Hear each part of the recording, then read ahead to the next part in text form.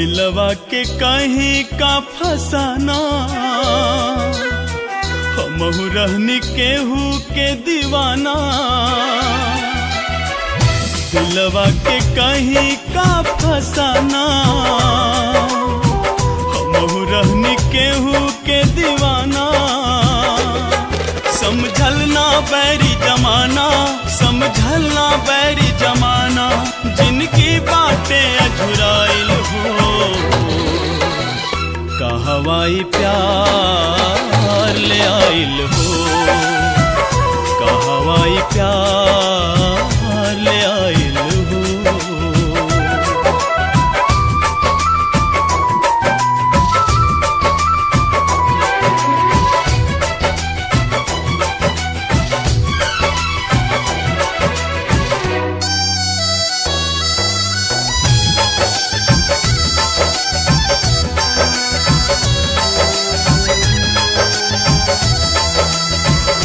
बेदर्द जहां में अकेला छोड़ी, यार के हम जाइब कैसे।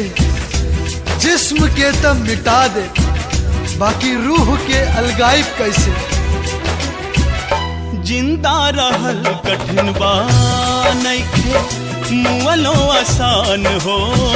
छटपट करे जान हो, जान हो, छटपट करे जान हो।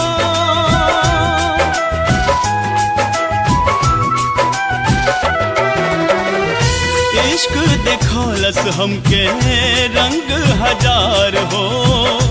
जीत के गईनी हार हो, हार हो, जीत के गईनी हार हो।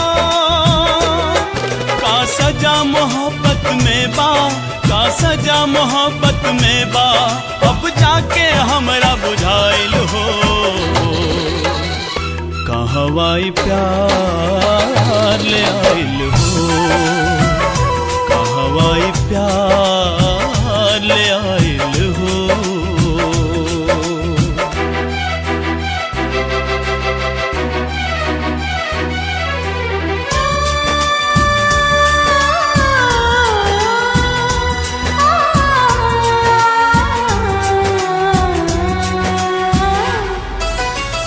महबूब के तस्वीर बना के लहू से सिंगारल करी ले।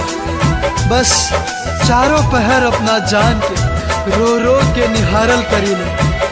अखियां में पानी पानी, जियरा में आग होना। चैन देवे कौनो राग हो, राग हो, ना चैन देवे कौनो राग हो।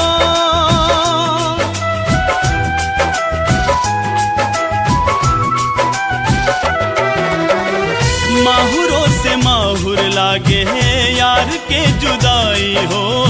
मिलन घड़ी कब आई हो, आई हो, मिलन घड़ी कब आई हो। कहे रूसल हमसे नसीबा, कहे रूसल हमसे नसीबा, का विधना के मन में समाइल हो। कहवाई प्यार ले आइल हो, कहवाई प्यार ले आइल हो।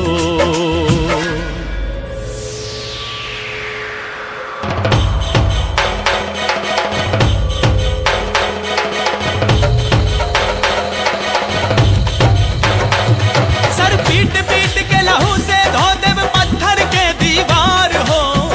अब न सहाला दिल भर के इंतजार हो। पिघला दिलों के इतना चाहत में बाज्वाला, मिट जाई दुनिया से प्यार मिटावे वाला, प्यार मिटावे वाला, प्यार मिटावे वाला।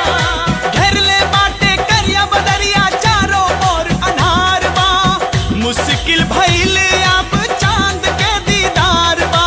ऐसन जाल बिछौले बाटे मोहब्बत के दुश्मनवा।